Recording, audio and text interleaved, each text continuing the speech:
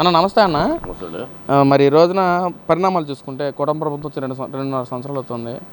గత వైసీపీ పాలకులు మాట్లాడుతున్నారు, ఈ రోజున ఎక్కడ చూసినా రౌడీ రాజ్యాంగం మొత్తం అదే కనిపిస్తుంది, కానీ అసలు పరిపాలన అంటే చేత కావట్లేదు కూటమి ప్రభుత్వం నాయకులకి అని చెప్పి మాట్లాడుతున్నారు. అసలు దాని మీద మీ ఉద్దేశం ఏంటి? మరి గతంలో 5 ఏళ్ల పాలన జరిగిన పాలన గురించి, ఈ 2.5 సంవత్సరాల పాలన గురించి అసలు మీ తేడా ఏం చెప్తారు? అసలు ఏం చెప్తారు దీని గురించి మీరు? రౌడీ పరిపాలన ఏం చేసామండి? ఎవరు రౌడీ చేసాం? మేము రెడీబుల్ ఎవరు రౌడీ చేసాం? రోడ్డు మీద కత్తులు తీసుకెళ్ళా, బాంబులు తీసుకెళ్ళారు, దానికైనా చంపారా? ఏం చంపలేదు కదా. మా రౌడీ పరిపాలన కాదు, మాది ప్రజల పరిపాలన కనుక ప్రజలు మాకు అన్ని సీట్లు ఇచ్చి అన్ని ఎంపీ సీట్లు గెలిపించారు. వాళ్ళది రౌడీ పరిపాలన కనుకే, వాళ్ళు గుండా పరిపాలన కనుకే, నాయకులు అధిదొక్కే పరిపాలన కనుక వాళ్ళు 11 ఇచ్చారు. అయినా వాళ్ళకి సిగ్గు రావట్లా. సిగ్గు రాకుండా ఏం మాట్లాడుతుంటారు. వాళ్ళు చెప్పే అబద్ధాల పార్టీ. వాళ్ళ మాటలు ఎవరు నమ్ముతారండి? ప్రజలు చెప్తే మీరు చెప్పండి, మాకు వాళ్ళు చెప్పిన మాట మాకు చెప్పమాకండి. వాళ్ళ మాట మేము వినము అసలు. అది వాళ్ళు మొత్తం ఫేక్ మాటలు వినం మేము. అంటే ఈ రోజున మొత్తం ఏమీ పరిపాలన చేత కావట్లేదు, జగన్మోహన్ రెడ్డి చూసి నేర్చుకోవాలి, చంద్రబాబు పరిపాలన ఎలా చేయాలని చెప్పి మాట్లాడుతున్నారు. మరో పక్కనేమో ప్రజల్లో తీవ్ర వ్యతిరేకత వచ్చింది కూటమి ప్రభుత్వం పట్ల. ఇప్పుడు ఎలక్షన్ జరిగిన జగన్మోహన్ రెడ్డి గెలిపించడానికి సిద్ధంగా ఉన్నారు ప్రజలు అని చెప్పి మాట్లాడుతున్నారు. అసలు ఏంటన్నా నిజంగానే వ్యతిరేకత వచ్చిందా? ప్రజలందరూ ఎందుకు గెలిపించామా అని చెప్పి అనుకుంటున్నారు ప్రజలు? ఏమండి, జగన్మోహన్ రెడ్డి గారు చెప్పేది మొత్తం ఫేక్ న్యూస్. ప్రజలు ఏమి వ్యతిరేకంగా లేరు. ప్రజలు చంద్రబాబు నాయుడు గారిని, వాళ్ళ గవర్నమెంట్ని బ్రహ్మాండం పడుతున్నారు. మంచి మంచి కార్యక్రమాలు చేస్తున్నారు, సంక్షేమ కార్యక్రమాలు చేస్తున్నారు, మంచి రోడ్లు వేస్తున్నారు, డెవలప్మెంట్ చేస్తున్నారు నియోజకవర్గాలకి. ఆయన బ్రహ్మాండం పడుతున్నారు.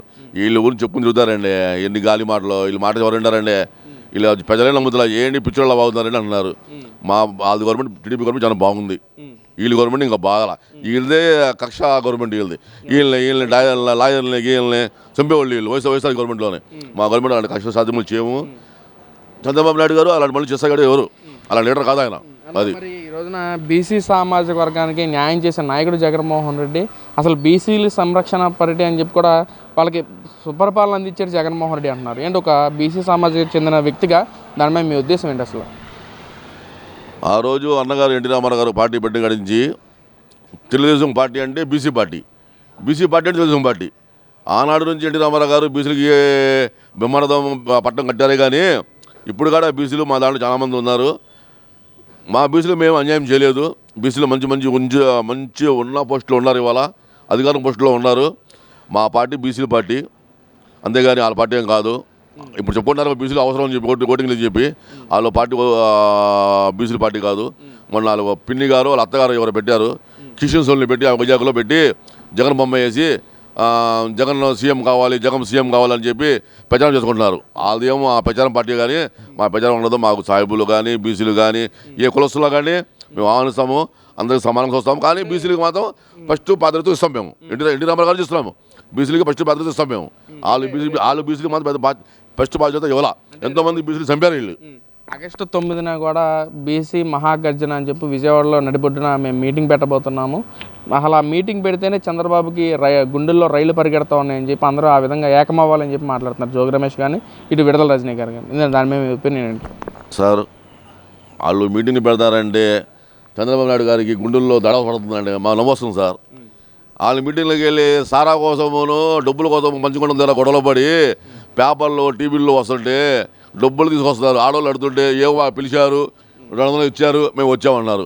అలాంటి జనం రావాల్సింది తప్ప ఓటర్స్ కావాలి.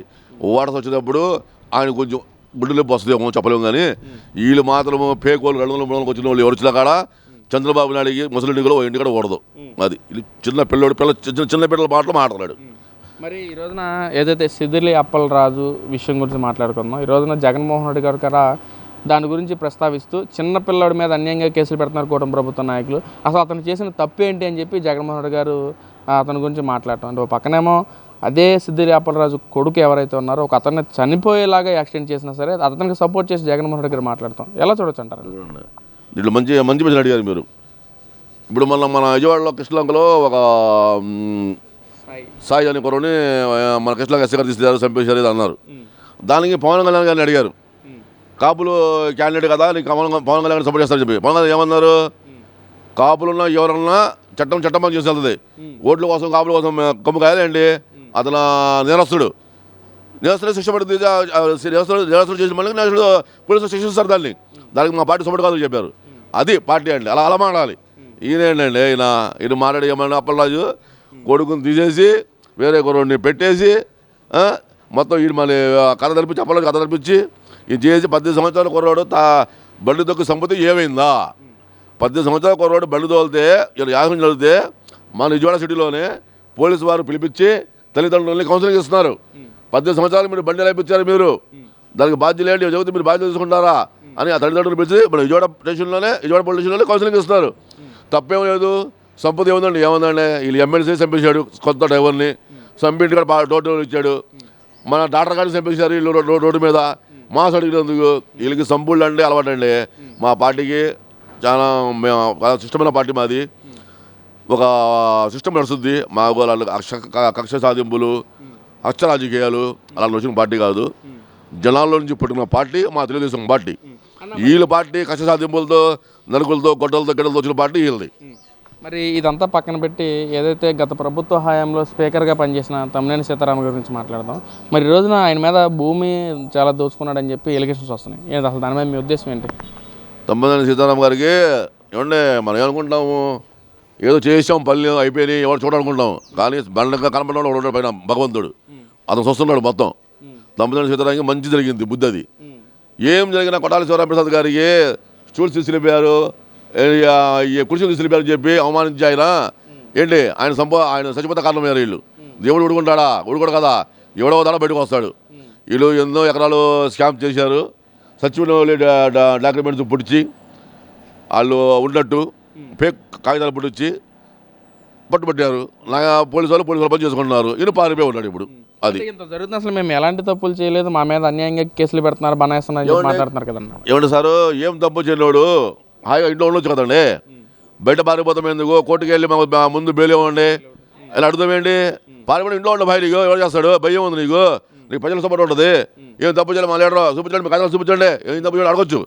షబాషి గారు ఇంట్లో రోడ్డు మీద ఉంచుని తప్పు చేయడం కనుక ఇంటికి తాళాలు వేసి ఫోన్ మొత్తం వేసి వేరే పర్యటన కాలంలో పారిపెట్టిన ఊరు ఏంటి మళ్ళీ ఊరు నుంచి బయటకు వెళ్ళిపోయి హైకోర్టుకి వెళ్ళిపోయి కాదంలో బెయిల్ పెట్టుకుంటున్నాడు. ఎలా ఇస్తారు బెయిల్? న్యాయస్థానం పిచ్చిదాన్ని ఇస్తారు బెయిల్ ఇస్తాయి. పోలీసులు ఇంకొక అక్కడ బెయిల్ ఇవ్వరు. వెళ్ళిపోయి బెయిల్ అడిగారు, రేపు బెయిల్ దొరుకుతారు, లోపలేస్తారు. ఈ మామూలు కేసులు వస్తుంది. అది తప్పు చేస్తే శిక్ష అనిపిస్తాడు, తప్పు చేయాలి బయటకు వస్తాడు. అది న్యాయస్థానం పని, చట్టం పని, అలా చూసుకుంటారు. అది